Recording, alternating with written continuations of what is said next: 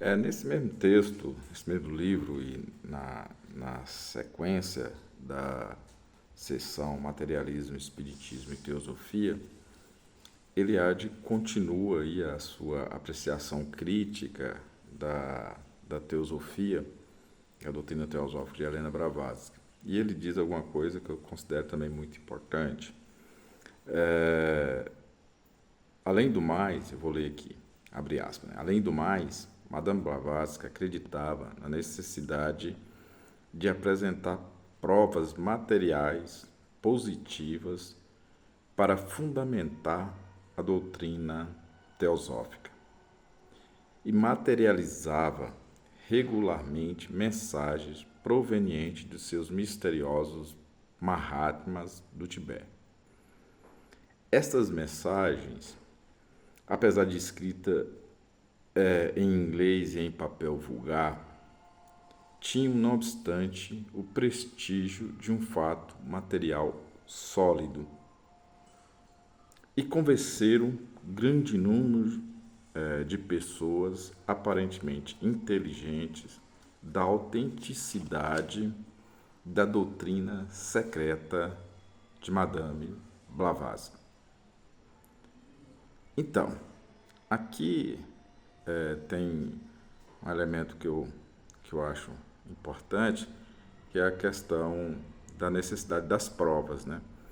O Espiritismo apresentava as suas provas nas sessões mediúnicas, né, com a questão das batidas, aquele conjunto de as mesas girantes, aquelas coisas todas seriam provas, né, provas da existência da imortalidade da alma, né, da existência de que a alma continuaria existindo e que a alma era imortal. Né? Então, assim, eram essas as provas que o Espiritismo apresentava para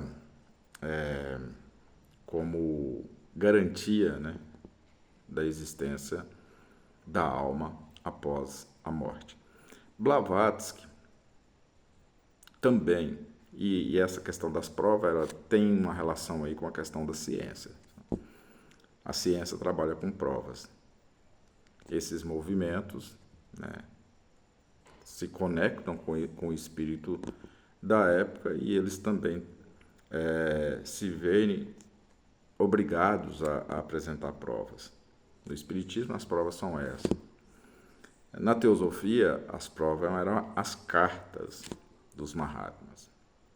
Né? Que os Mahatmas são seres evoluídos, muito evoluídos espiritualmente, então estão num patamar de evolução muito acima da evolução da condição humana, e as cartas, Helena se comunicava com esses Mahatmas por via de cartas, e essas cartas eram provas materiais da existência desses espíritos evoluídos. E isso, essas provas, essas cartas eram provas de que existiam esses mestres e de que, portanto, aquela doutrina, os ensinamentos eram autênticos, né? Os ensinamentos desses mestres eram ensinamentos autênticos e cientificamente demonstráveis. E o Eliade faz uma apreciação, eu acho que um tanto quanto jocosa, né? Que ele fala que essas mensagens, apesar de escritas em inglês e em papel vulgar, tinha, não obstante, o prestígio de um fato material sólido e convencer o grande número de pessoas aparentemente inteligentes da autenticidade da doutrina secreta de Madame Blavatsky. Então, o fato de ele está dizendo que pessoas aparentemente inteligentes acreditavam em uma coisa e assim, uma coisa inverossímil, né? Que não se deveria dar muita credibilidade para esse tipo de doutrina, né, e para a reivindicação que ela exigia, né, de que era uma doutrina sólida e autêntica para garantir essa autenticidade, apresentava aí as cartas escritas em inglês. Quando ele fala em inglês vulgar, né,